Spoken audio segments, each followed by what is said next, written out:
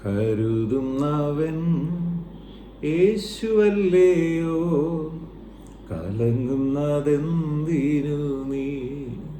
കണ്ണുനീരിൻ്റെ താഴ്വരയിൽ കൈവിടുകയില്ല ഞാൻ നിന്നെ. എൻ്റെ മഹത്വം കാണുക നീ, എൻ്റെ കയ്യിൽ തരിക നിന്നെ. എൻ്റെ ശക്തി ഞാൻ നിന്നിൽ പകർന്നു, എന്നും നടത്തിയിടും കൃപയാ. എൻ്റെ ശക്തി ഞാൻ നിന്നിൽ പകർന്നു, എന്നും നടത്തിയിടും കൃപയാ. കരുതുന്നവൻ യേശുവല്ലയോ, കലങ്ങുന്നതെന്തിനു നീ? കണ്ണുനീരിൻ്റെ താഴ്വരയിൽ കൈവിടുകയില്ല ഞാൻ നിന്നെ. എല്ലാവരും നിന്നെ മറന്നാൽ ഞാൻ നിന്നെ മറന്നിടുമോ? എൻ്റെ കരത്തിൽ നിന്നെ വഹിച്ചു, എന്നും നടത്തിയിടും ധരയിൽ. കരുതുന്നവൻ യേശുവല്ലയോ, കലങ്ങുന്നതെന്തിനു നീ? കണ്ണുനീരിൻ്റെ താഴ്വരയിൽ കൈവിടുകയില്ല ഞാൻ നിന്നെ. അബ്രഹാമിൻ്റെ ദൈവമല്ലയോ, അത്ഭുതങ്ങൾ ചെയ്യുകയില്ലയോ? ചെങ്കടലിലും വഴി തുറപ്പാൻ യേശുവെന്നും ശക്തനല്ലയോ? കരുതുന്നവൻ യേശുവല്ലയോ, കലങ്ങുന്നതെന്തിനു നീ? കണ്ണുനീരിൻ്റെ താഴ്വരയിൽ കൈവിടുകയില്ല ഞാൻ നിന്നെ. കണ്ണുനീരിൻ്റെ താഴ്വരയിൽ കൈവിടുകയില്ല ഞാൻ നിന്നെ. വീണ്ടും വരുന്ന യേശു ക്രിസ്തുവിൻ നാമത്തിലുള്ള സ്നേഹവന്ദനങ്ങൾ എല്ലാ പ്രിയപ്പെട്ടവരെ അറിയിക്കുന്നു. വിശുദ്ധ യോഹന്നാൻ എഴുതിയ സുവിശേഷം 20-ാം അധ്യായം 20-ാമത്തെ വാക്യം. ഇത് പറഞ്ഞിട്ട് അവൻ കൈയും നിലാപ്പുറവും അവരെ കാണിച്ചു. കർത്താവിനെ കണ്ടിട്ട് ശിഷ്യന്മാർ സന്തോഷിച്ചു. ഉയർത്തെഴുന്നേറ്റ യേശു ക്രിസ്തു തൻ്റെ ശിഷ്യന്മാരുടെ മുമ്പിൽ പ്രത്യക്ഷനായിട്ട് അവരെ കൈയും വിലാപ്പുറവും അവരെ കാണിക്കുകയാണ്. അത് കണ്ടിട്ട് കർത്താവിനെ കണ്ടപ്പോൾ ശിഷ്യന്മാർക്ക് വലിയ സന്തോഷമുണ്ടാകും. യേശു പിന്നെ അവരോട്, നിങ്ങൾക്ക് സമാധാനം, പിതാവ് എന്നെ അയച്ചതുപോലെ ഞാനും നിങ്ങളെ അയക്കും.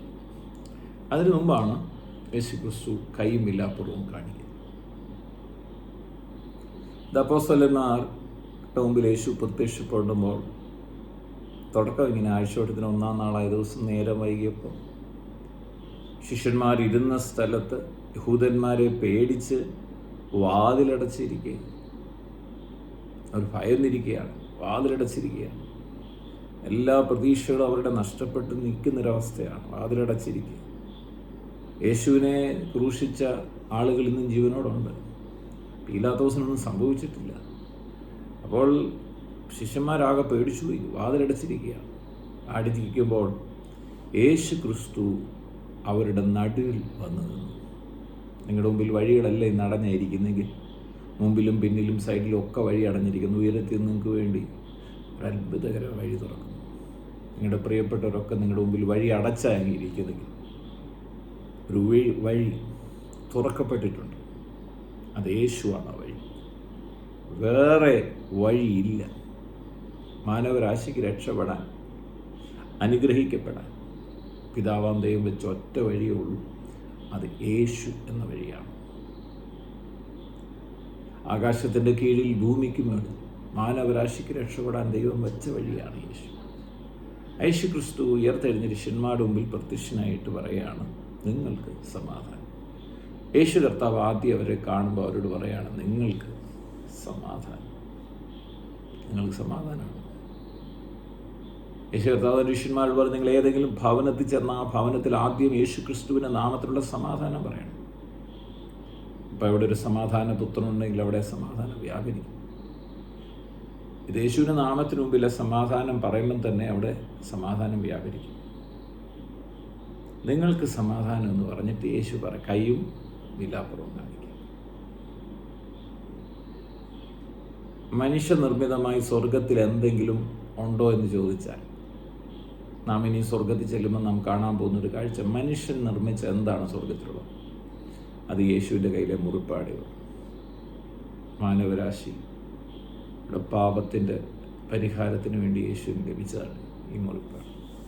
ഇന്നെന്നെ കേൾക്കുന്ന സഹോദര സഹോദരി, നിങ്ങളുടെ പാപമോചനത്തിന് വേണ്ടി, നിത്യജീവന് വേണ്ടി യേശു ഏറ്റതാണ് മുറിപ്പാട്. എൻ്റെയോ നിങ്ങളുടെയോ നേർച്ചകൾക്കോ കാഴ്ചകൾക്കോ പാപപരിഹാരം ചെയ്യുന്ന യാഗങ്ങൾക്കൊന്നും അശുദ്ധനായി പാപത്തിൽ തീർന്ന മനുഷ്യന് വിശുദ്ധനായ ദൈവത്തിൻ്റെ അടുത്ത് പ്രവേശിക്കാൻ കഴിയാതിരുന്നു.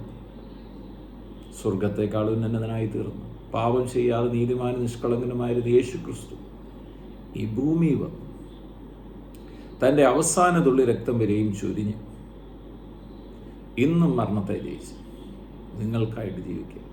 നിങ്ങളെന്നൊരു വാതിലടഞ്ഞിരിക്കുന്ന അവസ്ഥയാണ്. നിങ്ങളുടെ ഭവനത്തിൽ യേശുവിന് വരാൻ കഴിയും. നിങ്ങൾ വിശ്വാസത്തോടൊന്ന് വിളിച്ച്, യേശുവെ എന്നെ ഒന്ന് സഹായിക്കണേ, യേശുവെ എന്നെ ഒന്ന് വിടിവിക്കണേ. യേശു നിങ്ങളുടെ ഭവനത്തിൽ വരും. നിങ്ങളെയും യേശു ഒരു അത്ഭുതമാക്കി മാറ്റും. നിങ്ങളെ സൗഖ്യമാക്കും, അനുഗ്രഹിക്കും, ഉയർത്തും. വാതിലടച്ച ശിഷ്യന്മാരുടെ നടുവിൽ യേശു വന്നു. പീലാത്തോസിന് മുമ്പിൽ യേശു പോയില്ല. പടയാളികളുടെ മുമ്പിൽ ചെന്നിട്ട് ഞാൻ ഉയർത്തെഴുന്നേറ്റു എന്ന് പറഞ്ഞില്ല. നേരെ തനിക്ക് വേണ്ടി ആഗ്രഹത്തോടെ, കാംക്ഷയോടെ, ദാഹത്തോടെ ഇരുന്നവരുടെ മുമ്പിൽ, ഭയന്നിരുന്നവരുടെ മുമ്പിൽ യേശു വന്നിട്ട് പറയാം, നിങ്ങൾക്ക് സമാധാനം.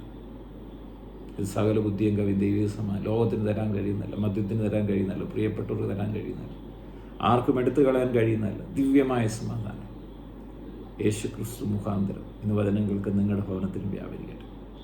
കൈയും വിലാപ്പുറവും കാണിച്ചു. മനുഷ്യനിർമ്മിതമായ ഒറ്റ കാര്യമേ സ്വർഗത്തിലുള്ളത്, യേശുവിൻ്റെ കയ്യിലെ കരത്തിലെ മുറിപ്പാടാണ്. ഇതാണ് ഈ മുറിപ്പാട്. തോൽവിയോ പരാജയമല്ല. ഈ മുറിപ്പാട് പറയുന്നത് നിൻ്റെ ജീവന് വേണ്ടി, നിൻ്റെ സൗഖ്യത്തിന് വേണ്ടി, നിൻ്റെ ആരോഗ്യത്തിന് വേണ്ടി, നിൻ്റെ നന്മയ്ക്ക് വേണ്ടി ചൊരിയപ്പെട്ട മുറിയപ്പെട്ടതാണ്. എന്തുകൊണ്ട് നീ വചനം കേട്ടുകൊണ്ടിരിക്കുമ്പോൾ ധൈര്യത്തോടെ കർത്താവ് നിങ്ങൾക്ക് വേണ്ടി യാഗമായത്, മരിച്ചത് നിങ്ങളെ വിടിവിക്കാനാണെന്നുള്ള വിശ്വാസത്തോടെ ധൈര്യത്തോടെ യേശുവിന് മുഖത്തോട്ട് നോക്കാം. യേശു എന്നെ അവിടുത്തെ കരങ്ങൾ സമർപ്പിക്കും. നിൻ്റെ ആണിപ്പരുത് ഞങ്ങൾ നിർമ്മിച്ചതാണല്ലോ, ഞങ്ങൾ മുഖാന്തരം ഉണ്ടായതെന്നാണ്, ഞങ്ങളുടെ പാപത്തിൻ്റെ പരിഹാരത്തിന് വേണ്ടിയാണ്, ഞങ്ങളുടെ അനുഗ്രഹത്തിന് വേണ്ടിയാണെന്നല്ല ഏറ്റുപറഞ്ഞു നമുക്ക് ദൈവകരങ്ങൾ ഒരിക്കൽ കൂടെ നമ്മളെ സമർപ്പിക്കാം. പിതാവെ പ്രാർത്ഥിക്കുന്നു, യേശു ക്രിസ്തുവിൻ നാമത്തിൽ ഈ വചനം കേട്ടുകൊണ്ടിരിക്കുന്ന ഓരോ പ്രിയപ്പെട്ടവർക്കായി അവരുടെ വിശ്വാസത്തോടെ കരമുയർത്തിയിരിക്കുന്നു. കർത്താവിൻ്റെ ആണിപ്പഴുതേറ്റ കരം ഇവരെ കാണുകയും കർത്താവിനെ കാണാൻ ഇവർക്കിടയാവട്ടെ. ഇവരുടെ ഭവനത്തിൽ കർത്താവ് ഇറങ്ങി വല്ലണമേ, ഇവരെ സൗഖ്യമാക്കണമേ, അനുഗ്രഹിക്കണമേ. എന്നെ കേൾക്കുന്ന രോഗികൾ ഇപ്പോൾ തന്നെ യേശു ക്രിസ്തുവിന് അടിപ്പിണരുകളാൽ സൗഖ്യമാകട്ടെ. ഹൃദയഭാരങ്ങൾ മാറിപ്പോകട്ടെ, ആകുല ചിന്തകൾ മാറട്ടെ, ഭയങ്ങൾ മാറട്ടെ. കർത്താവായ യേശു ക്രിസ്തുവിൻ്റെ മഹത്വം ഓരോ വ്യക്തി ജീവിതങ്ങളും വ്യാപരിക്കട്ടെ. പ്രാർത്ഥിച്ച് അനുഗ്രഹിക്കുന്നു. സകല മഹത്വം അർക്കപ്പെട്ട കുഞ്ഞാണ് യേശു ക്രിസ്തുവിൻ പുണ്യനാമത്തിൽ പിതാവേ, ആമേൻ.